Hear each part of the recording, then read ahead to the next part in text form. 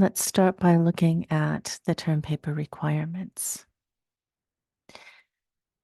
For the full 210 term paper, students will be writing a research argumentative paper on a topic of their own choosing, supporting a thesis of their own making with a minimum of 6 sources.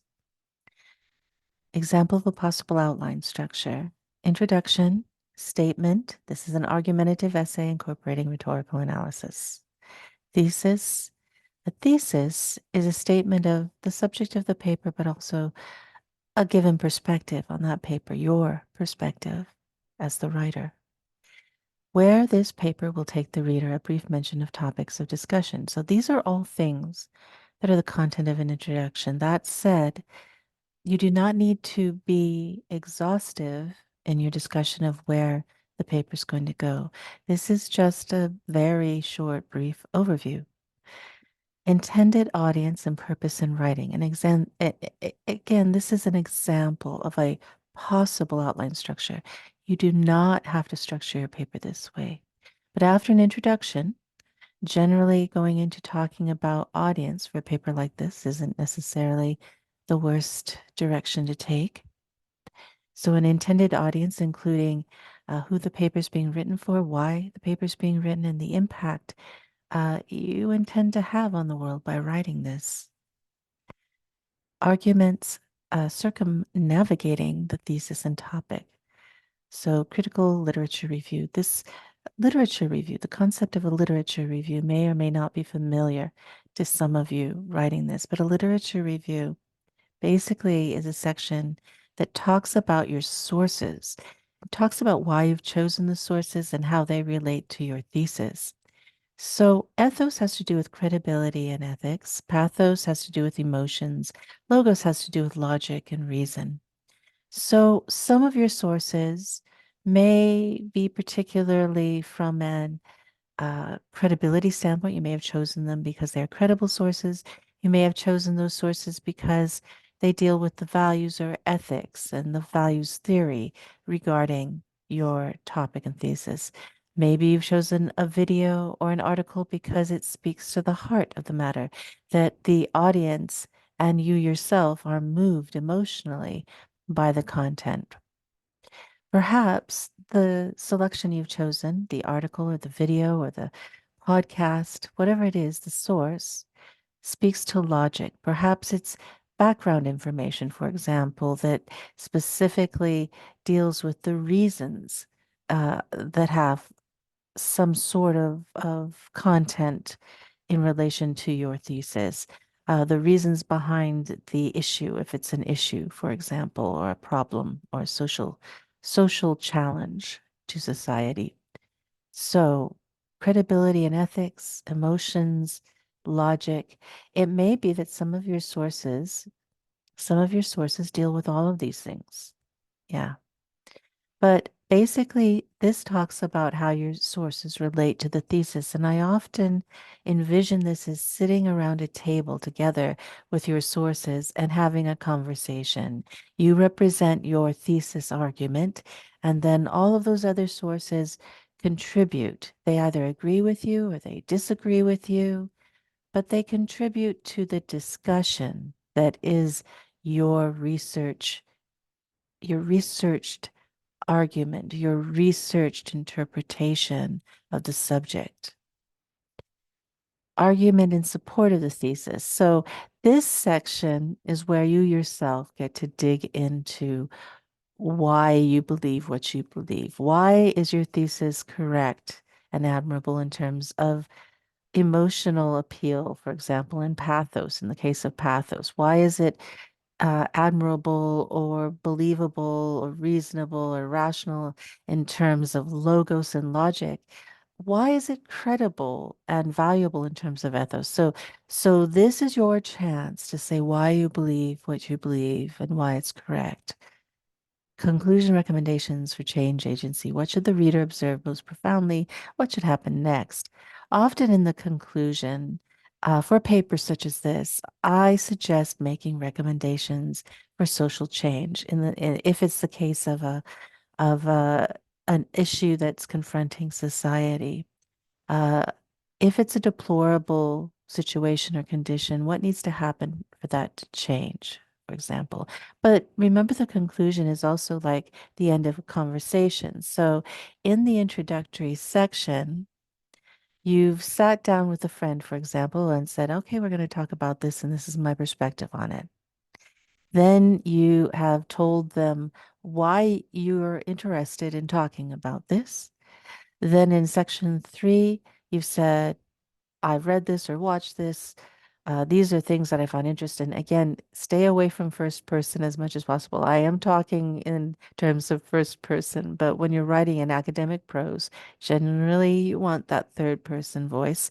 I know it's the colonialist tradition. That is what academe tends to be, especially in APA 7.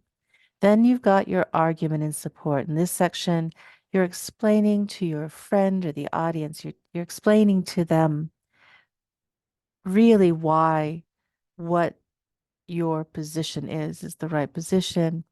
And then finally, the conclusion, you're getting up from the conversation, you're ending the conversation, and what do you want that person, that audience, that friend that you're talking to, what do you want them to know or remember about the conversation?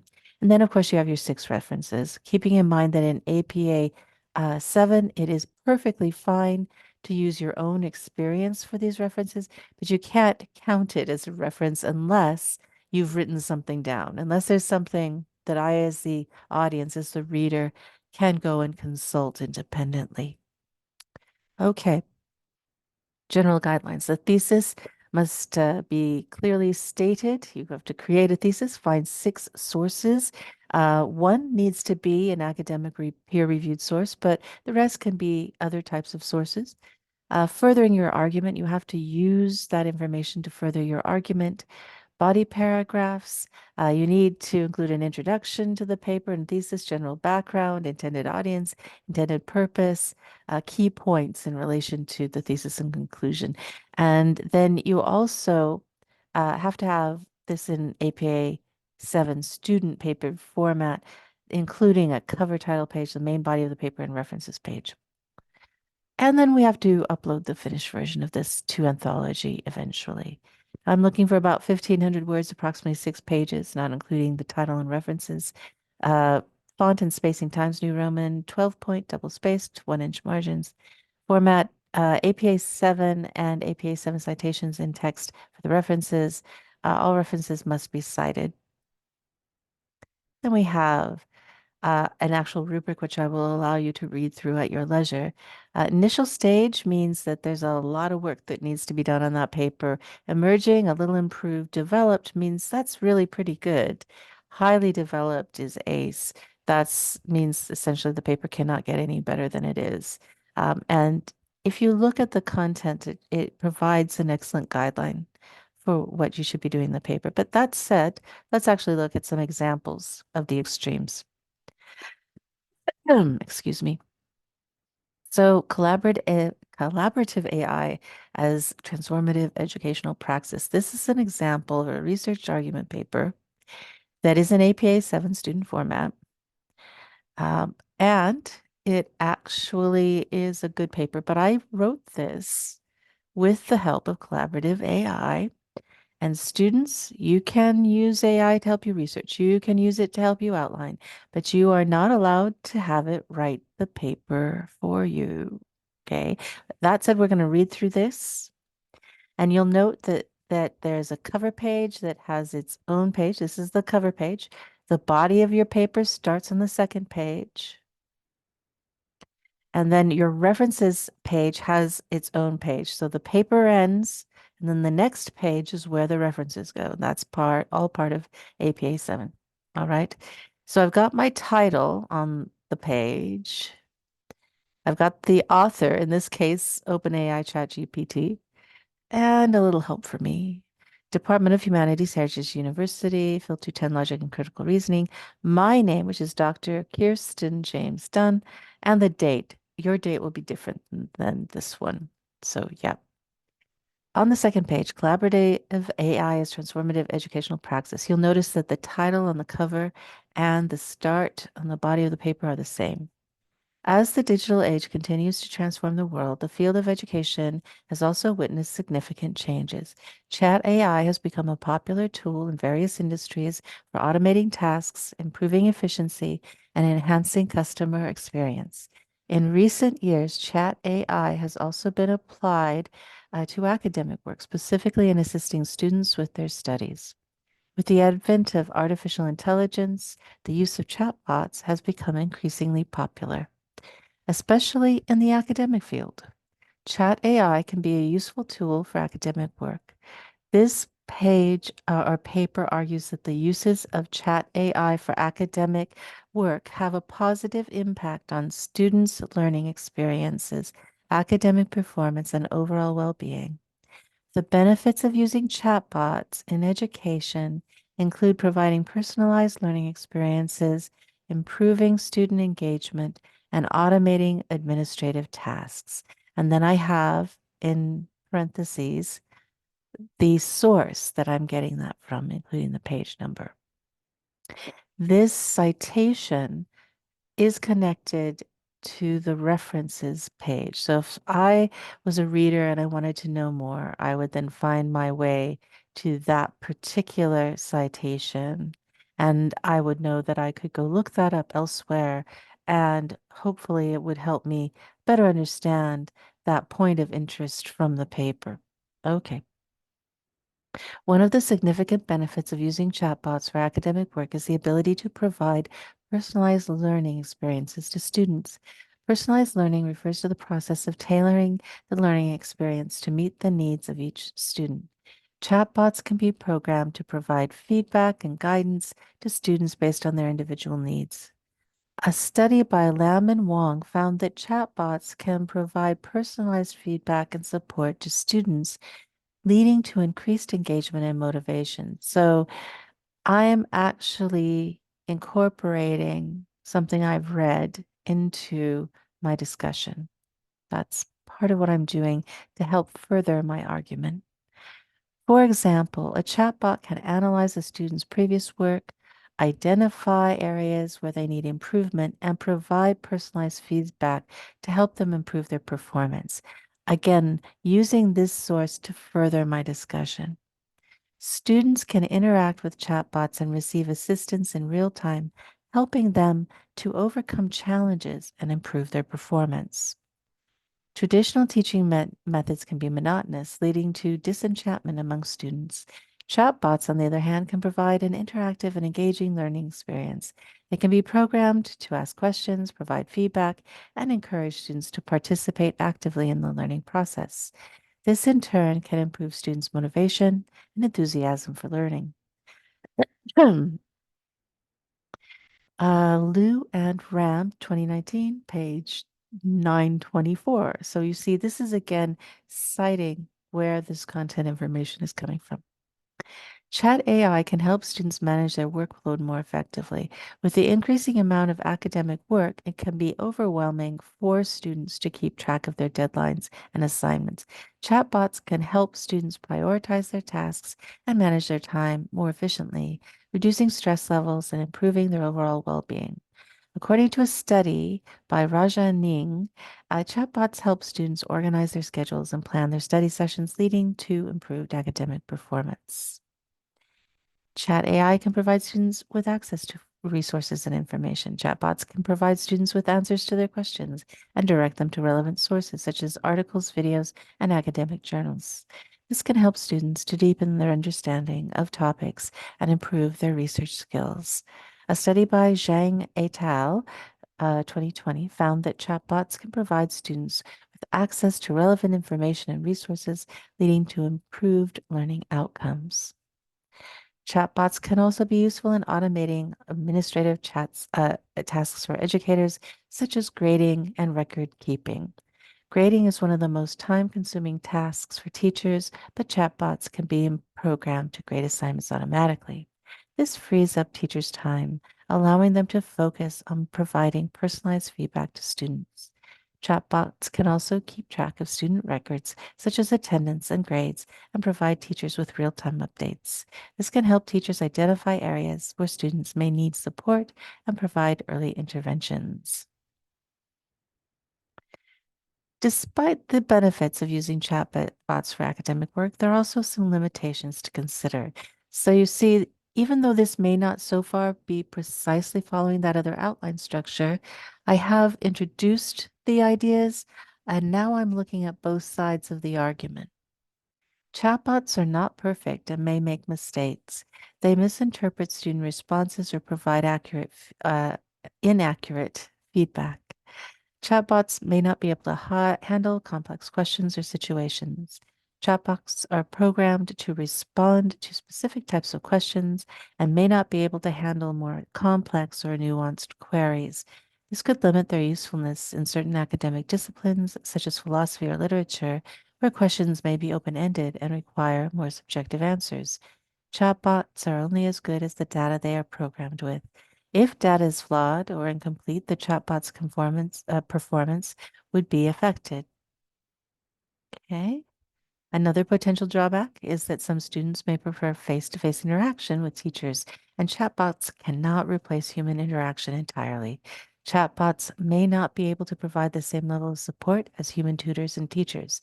While chatbots can provide immediate feedback and support, they may not be able to offer the same level of personalized attention and guidance that a human tutor can provide.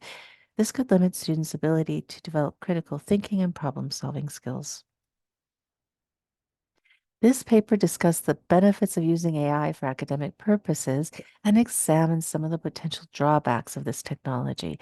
In conclusion, while there are limitations to using chatbots, their benefits outweigh the drawbacks. Chatbots can be useful for academic work. They can provide personalized learning experiences, improve student engagement, and automate administrative tasks. Chatbots can provide immediate feedback and support, help students manage their workload more effectively, and provide access to resources and information. However, there are also potential drawbacks to consider, such as the limitations of chatbots in providing personalized attention or guidance and their inability to handle complex questions or situations.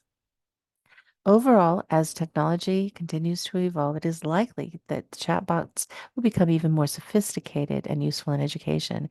However, it is essential to use chatbots ethically and ensure that they are not used as a complete replacement for human interaction in education. Instead, they should be seen as a valuable tool to supplement and enhance traditional teaching methods.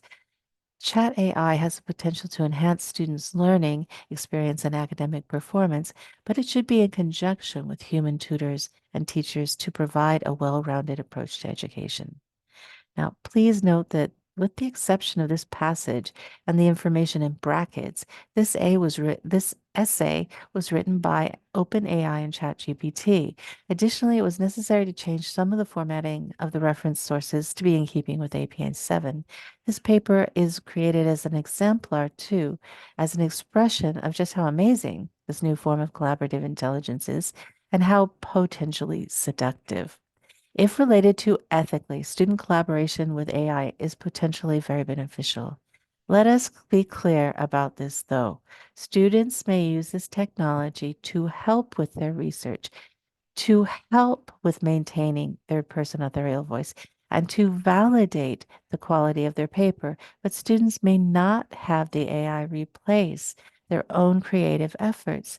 This paper would be an example of an AI essentially writing the paper for the student and would therefore not constitute a fair assessment of student ability. Students must write their own papers and be able to demonstrate proficiency in doing their own research, argumentation, and academic work. Please also note that this paper is short by 150 words, which is within the 10% margin of error for word length. Many thanks, Dr. Kirsten James Dunn. And then I have my references listed. Okay, so that's example of a pretty good paper. This is an example of a paper that would be what not to do, or this paper is not good enough. This is a paper I would ask you to rewrite or revise or turn in all over again. So collaborative AI in education, an example of what not to do, or this paper is not good enough. And then I have the things, what do you immediately notice? First of all, I don't have any page numbers. This is not a properly formatted cover page. It goes right into the body without any additional title. And the body of it should be starting on the next page anyway. Although, again, we don't really know the page numbers here, do we? And then this is the body of the paper, and it goes right into the references. And the references do not have their own page. They're not centered. And it says some references I used. So it's also breaking third person convention. So let's look at this. So there's this thing called AI, and it's kind of big now. A lot of people are using it for different things like shopping or asking questions. Schools are also using it, but not everywhere. Some teachers don't like it. This paper is about that. So this is quite informal, and it's not really the best introduction in the world. It needs to have a more authorial, academic, authorial voice.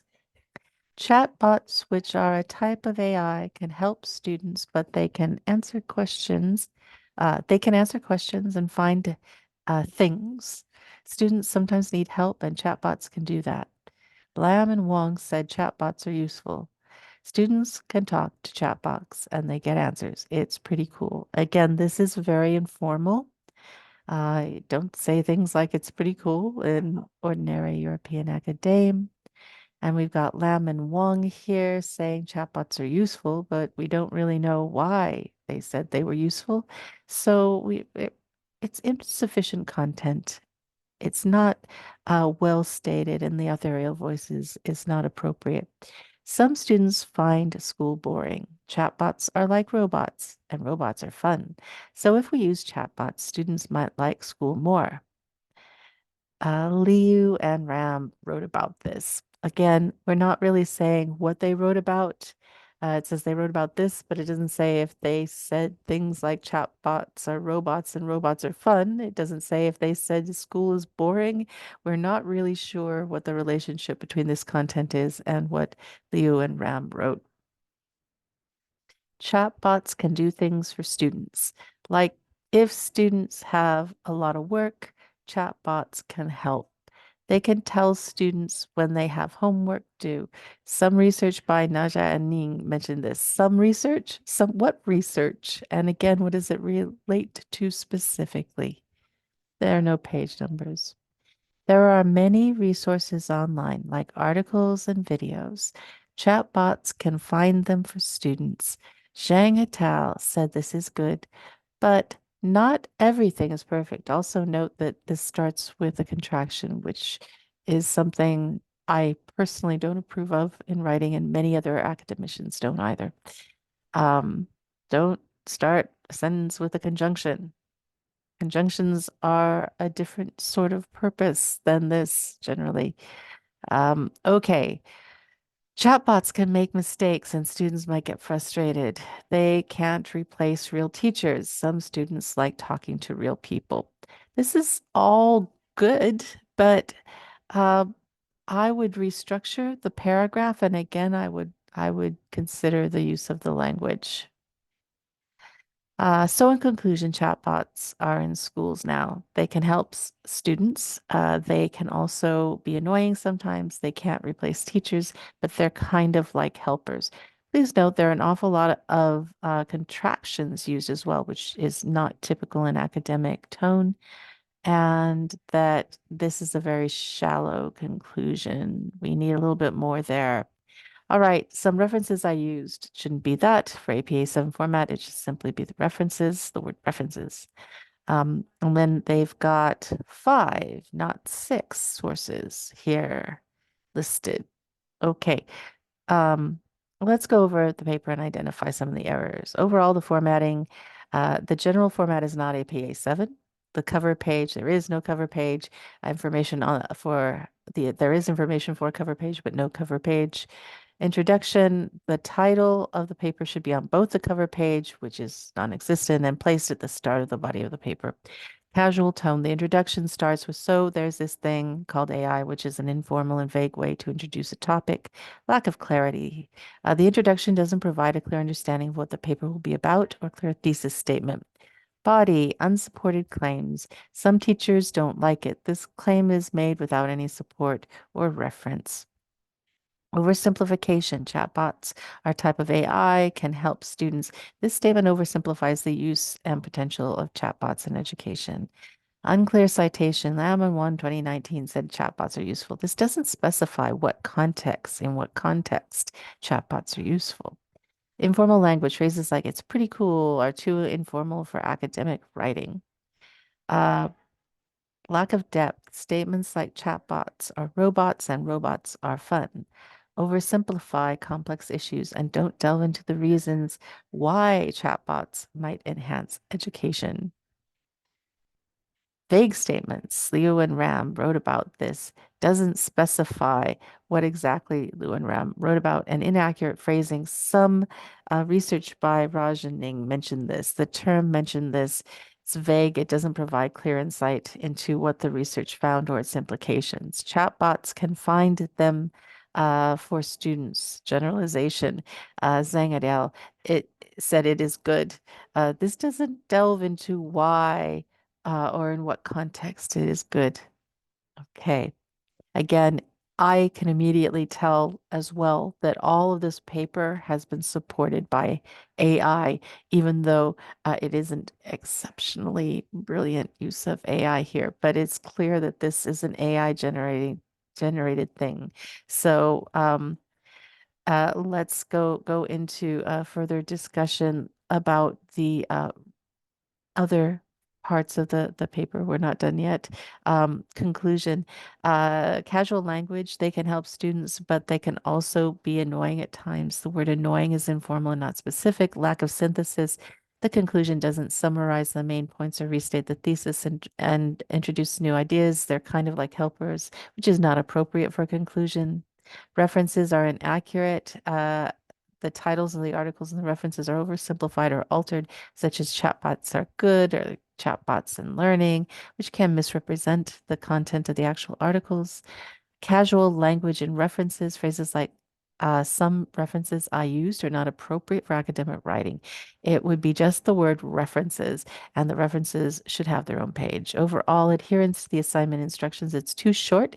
It does not meet most of the guidelines and requirements for an argumentative research paper. Also, where are the page numbers? It's important to note that this version is an exaggerated example of what not to do, but these points will help identify some of the common pitfalls to avoid in academic writing. Please note that this example of a not very well written paper was created with collaborative AI and a bit of finessing by Dr. Kirsten James Dunn. Even the analysis of this was done by AI, and that tells you just how powerful it can be as a tool for grading papers and such. Okay. Right. So that's an example of what not to do, preceded by an example of what you should do, except that again, you cannot have the AI write the paper for you. And then the instructions. This is a possible outline structure, as I said before. If your paper is slightly different, that's just fine. Thank you so much for your time and attention. If you have any questions about this, do not hesitate to email me. Thank you very much.